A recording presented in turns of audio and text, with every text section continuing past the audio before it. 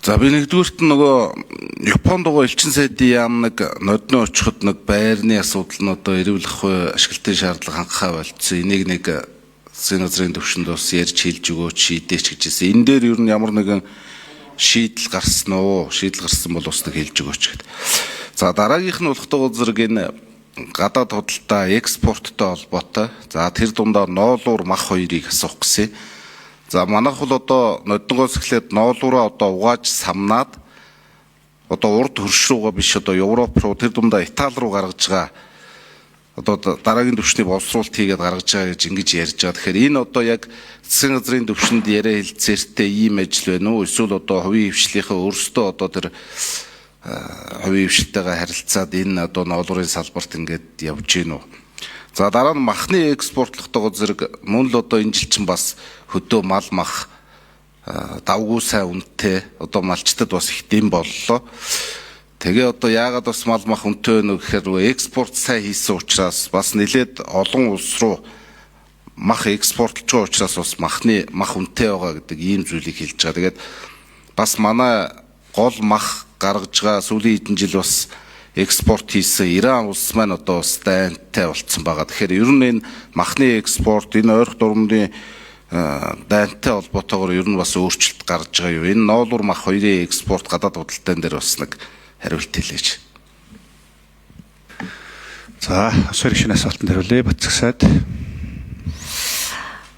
За, Японы байрны асуудал манай элчин сайдын яам байрлаж байгаа байршлын хувьд бол маш ашигтай. За тэр газрын үн бол тогтмол өсөж байгаа. За бид нэр сая манай элчин сайдын яам бас бүтэн 2 жил ажиллаж байгаад нэг үйл хөдлөх хөрөнгө авахар болоод за тэгээ засгийн газрын уралдаанаар хилэлцүүлээд тэр байгаа байраа нэлээд өндөр үнэтэй одоо байгаа байраа зараад тэгээд тэрнийхээ одоо бараг 70%-аар нь бид нэр шинэ байшин аваад яг нэг тойрогт тэгээд доторх тавилга өшөө дээрээс нэмээд өөр элчин сайдын яам дээр ч гэсэн байшаа авахар ийм хэмжээний сайн яриа хийж тохирсон боловч хоёр талын гадаад харилцааны яамдын дотоод процедур зөвшөөрөл одоо өгөх ажил нь 2-3 сар шаарддаг нөгөө зарж байгаа аж ахуйн нэгж нь хүлээж чадахгүй тэр хоёр бас их ашигтай байр байсан учраас ингээд зарагдсан харамсалтай юм болсон. За тэгээ одоо үргэлжлүүлээд манай элчин сайдын яамныхаа адилхан тийм байр хайж байгаа.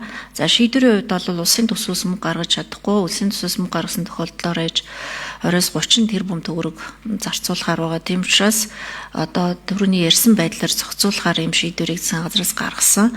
Үргэлжлүүлээ хөдөлж байгаа.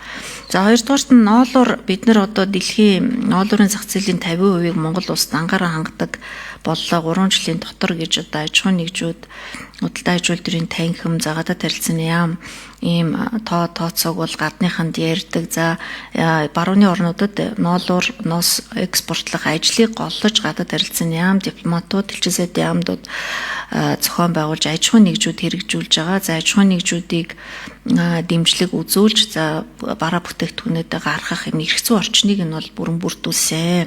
Ноолуурын хувьд бол одоо экспортн дээр нь ямар нэгэн асуудал саад бол байхгүй. Бид нар бүх төрлийн айлчлал, жижиг том айлчлалууд дээр дагаад бизнес форумуудыг зохион байгуулах, бизнесийн туслах ажлуудыг бол зохион байгуулж байгаа. За махны экспорт дээр Арабын ойрхон орнотын орнууд, за Иран, Төв Азийн орнууд, Вьетнамд мах гарч эхэлсэн.